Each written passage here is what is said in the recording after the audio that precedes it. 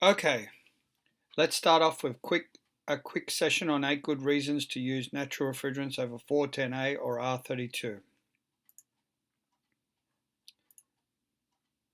The first thing we want to look at is the performance of the refrigerant in hot weather or its critical temperature. How well an air conditioner works in extreme weather will have a lot to do with the critical temperature of the refrigerant. The critical temperature is the temperature where the refrigerant will not do a state change. The higher the number, the better it is. So if you look at 410A, at 70 degrees, it doesn't want to change from a vapor back to a liquid without being cooled. People say to me, what's the problem with that? We're not going to get to 70 degrees outside ambient condition. No, but we will get to 40, 45, and if it's on a roof, maybe 50, 55. So if you're at 40 degrees and you take in your internal temperature that you remove, or heat energy you're removing from the inside of the house, you're going to have a really high head pressure. You're going to be coming up close to that 40 degrees, and you'll be getting really high discharge pressures. So with really high discharge pressures, what you also get is a lot of power needed to pump the refrigerant or to desuperheat it. And in a lot of cases, we'll end up with a warm liquid line and flash gassing through the metering device. So the larger the number when it comes to critical temperature, the better. If you look at the R32, which is the next range of chemical refrigerants coming out, it's only 78 degrees or around 78 degrees. So it too doesn't perform that well. If we look at natural refrigerants like M60, its critical temperature is up around 130 degrees. Hot days are no problems, performs wonderfully.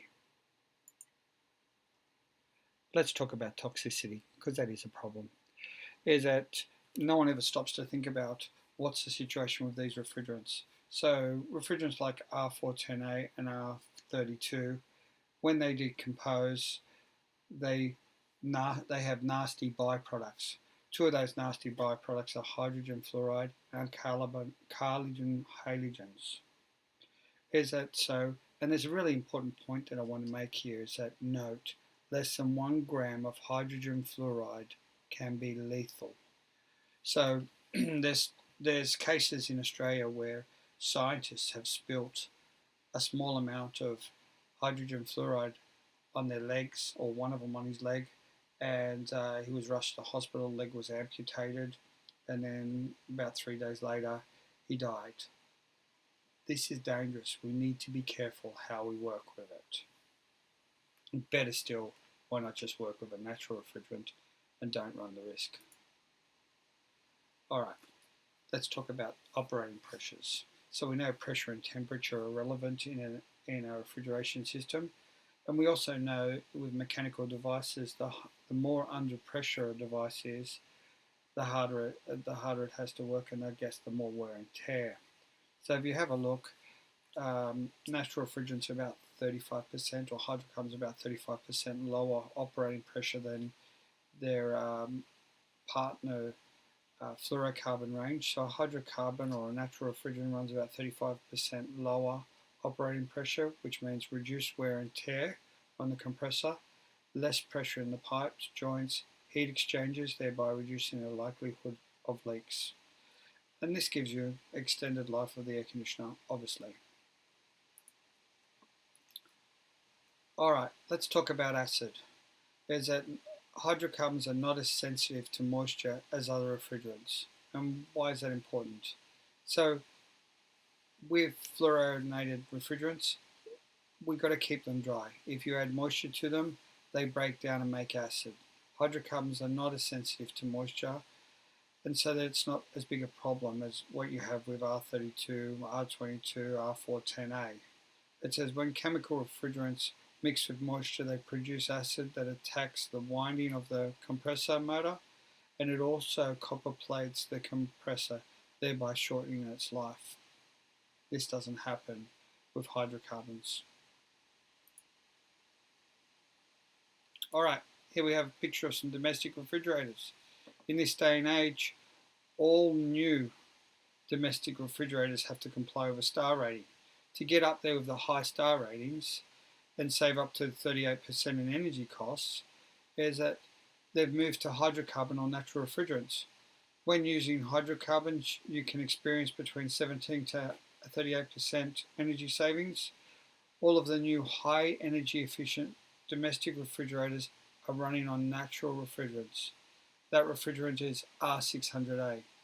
Next time you're in a shopping centre or if you've got a new fridge, open the door and have a look at the refrigerant. If it's R610a, it's a natural refrigerant.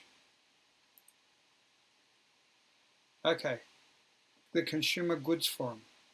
The International Consumer Goods Forum has called for the use of natural refrigerants exclusively in HVAC applications. So companies that make up the Consumer Goods Forum are like PepsiCo, Marks & Spencer, Unilever, Johnson & Johnson, Metcaps or IGA, Microsoft. So these large companies, 400 of them worldwide, are saying we should move to natural refrigerants. It's good for energy saving and it's good for the planet. Okay, let's talk about global warming. It says so high global warming. So chemical refrigerants have high global warming. That's the reason we're phasing them out. The Montreal Protocol now calls for the phase it down and phase out of not only HCFCs like R22 refrigerants, but HFC refrigerants. That's R410a and R32. It says so 410A, and that will be discontinued. Next year, or January 2018, Australia starts the phase out of HFCs. If we have a look at the reason why, 410A has a global warming potential of 2088. So that's quite high compared to carbon. If we have a look at R32, it's 675. But I just want to go here and remind you of something important about that. So that high global warming, that 675 is at 100 years. The 20-year GWP of R32 is 2,330. There's a big difference. That's why we need to phase it out. Natural refrigerants like PI60 or M60 has a global warming of about 3 because it takes a man to put it in a bottle. Alright, this is a section where the rubber meets the road. How much heat energy can that refrigerant handle? So if we have a look at 410A here, is that if it was a sponge and we had 1 kilo of it, it could absorb 256 kilojoules per kilogram, so 256 kilojoules of energy. Is that R32, that's why they're moving to that in the synthetic side, it can absorb 360 kilojoules per kilogram. That's better. But if you have a look at a natural refrigerant like M60 or PI60, it can absorb 486 kilojoules per kilogram, nearly twice that of 410A. Okay, let's do a quick recap. We know because of the critical temperature is that natural refrigerants have a critical temperature of about 130 degrees, synthetics around about 70 degrees, so it performs a lot better in hot weather or extremes. Toxicity or toxic hazards. We know that fluorinated refrigerants like R32 and 410A make a byproduct when they decompose called hydrogen fluoride, which is lethal. Is that so wise to stay away from. Running pressures. We know we're about 38% lower pressure on a natural refrigerant compared to R32 or 410A. Great reason. Longer life of equipment. Acid. This is the thing that kills an air conditioner over time, burns out its windings. Is that we know that natural refrigerants don't want to absorb moisture, therefore don't want to make acid, where fluorinated like R410 and R32 do. So there's a larger risk of the machine breaking down before its full life expectancy. Domestic refrigeration's already moving or moved to natural refrigerants because they have to get the higher star ratings. The Consumer Goods Forum worldwide, 400 companies are saying, great idea, move to natural refrigerants. Global warming, January 2018.